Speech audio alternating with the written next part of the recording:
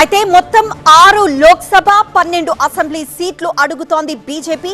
ఇప్పటికే టీడీపీ జనసేన పోటీ చేసే సీట్లపై అయితే ఒక స్పష్టత ఉంది. ఇప్పుడు బీజేపీతో చర్చల వల్లే టీడీపీ జనసేన సీట్ల ప్రకటన ఆలస్యమవుతున్నట్లు తెలుస్తోంది. జనవరి మొదటి వారంలో పవన్ ఢిల్లీ వెళ్లే అవకాశం ఉంది. ఎట్టి పరిస్థితిలో జనవరి 15 లోపు పొత్తులపై ప్రకటించే ఛాన్స్ ఉంది.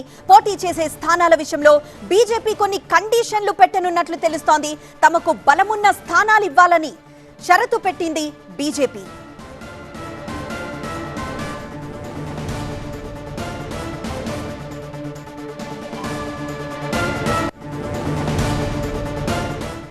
మా అసోసియేట్ ఎడిటర్ మహాత్మా ఢిల్లీ నుండి లైవ్ లో జాయిన్ అవుతున్నారు. ఇదే అంశంపై వివరాలు అందించేందుకు మహాత్మా, బీజేపీ ఎందుకు పొత్తు కోరుకుంటోంది?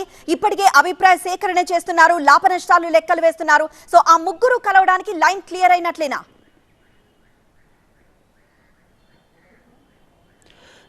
బీజేపీ పొత్తు కోరుకోవడానికి కారణం దక్షిణ భారతదేశం నుంచి తన స్కోర్ పెంచుకోవాలని చెప్పి చూస్తుంది. 2019లో 303 సీట్లు సాధించి సొంతంగానే ప్రభుత్వాన్ని ఏర్పాటు చేయడానికి కావాల్సిన సంఖ్య కంటే ఎక్కువ సంఖ్యలోనే సీట్లు సాధించినప్పటికీ సౌత్ ఇండియాలో చాలా రాష్ట్రాల్లో అసలు ఖాతాయే తెరవని పరిస్థితి ఉంది. అందులో ఆంధ్రప్రదేశ్ కూడా ఒకటి. కాబట్టి ఈసారి తనకు పట్టున్న ఉత్తరాదిన స్కోర్ని సమం చేసుకున్నప్పటికీ సౌత్ నుంచి ఇంకాస్త ప్రాతినిధ్యం పెంచుకోవాలని చెప్పి చూస్తుంది.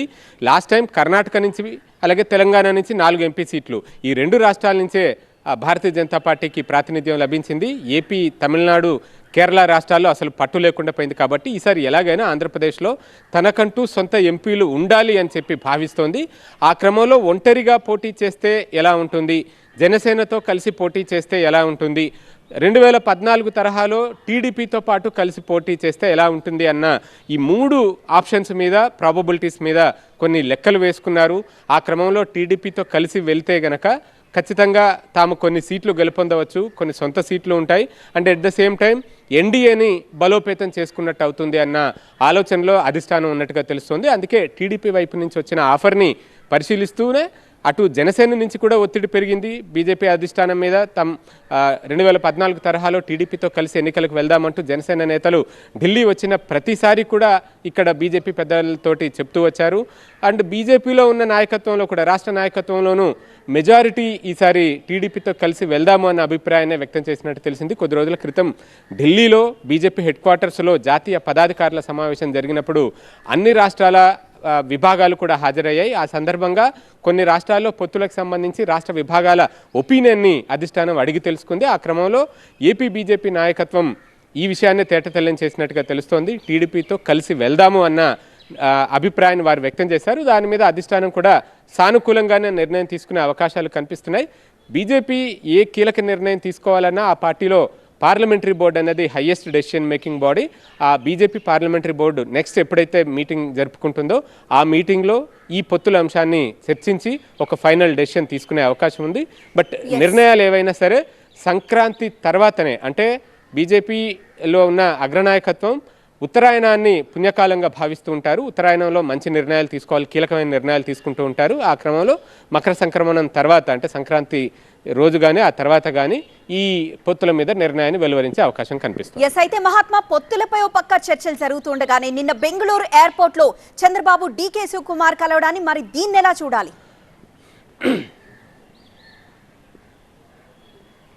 అది తెలుగుదేశం 2 ఆప్షన్స్ని తమ ముందు పెట్టుకుందా అన్న భావనలోనే ఈ కలయికను, అంటే అది యాదృచ్ఛికంగా అక్కడ ఎదురుపడ్డప్పుడు నేతలతో పలకరించడం, మాట్లాడడం అన్నది సహజంగా జరుగుతుంటుంది. అందులో భాగంగా జరిగిందా, లేకపోతే తెలుగుదేశం పార్టీ ఇటు ఇండియా కూటమి వైపు నుంచి కూడా ఆహ్వానాలు అందుతున్నాయి ఆ పార్టీకి తమ కూటమిలో చేరాలి అని చెబుతూ.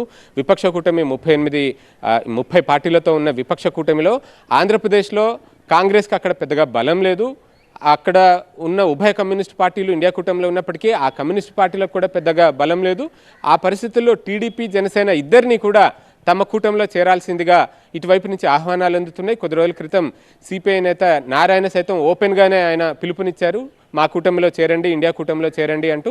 సో ఈ పరిస్థితుల్లో అక్కడ జరిగిన భేటీలో ఆ 2 నిమిషాల పాటే మాట్లాడుకున్నారు. మరి అందులోనే ఇవన్నీ చర్చకొచ్చాయా లేదా అన్నది మనకి ఎవరికీ తెలియదు. అటు టీడీపీ కానీ ఇటు కాంగ్రెస్ నుంచి కానీ ఎటువంటి అధికారిక ప్రకటన లేదు.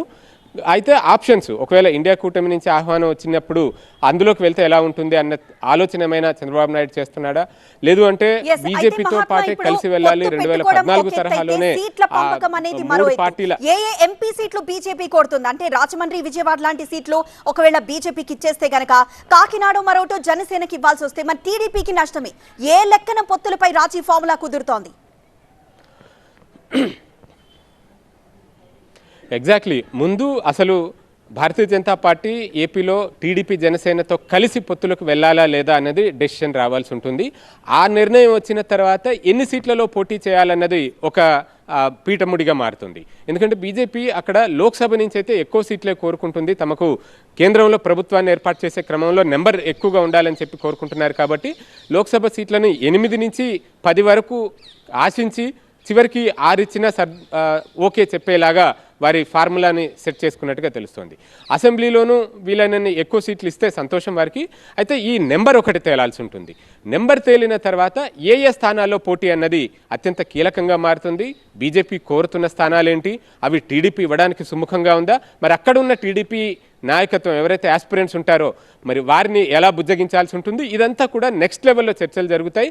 ఖచ్చితంగా బీజేపీ అయితే తమకు పట్టు ఉంది అనుకున్న అర్బన్ పాకెట్స్ విశాఖపట్నం నుంచి మొదలు పెడితే ఎక్కడెక్కడైతే తమకు పట్టు ఉంది అని అనుకుంటున్నారో ఆయా స్థానాల్ని ఇవ్వాలని చెప్పి కోరే అవకాశం ఉంటుంది. ఒకవేళ పొత్తులు ఖరారైతే గనక అప్పుడే ఈ సీట్ల సర్దుబాటు మీద ఒక ఫైనల్ కంక్లూజన్కి వచ్చే అవకాశం ఉంటుంది. ఎస్ మహాత్మా.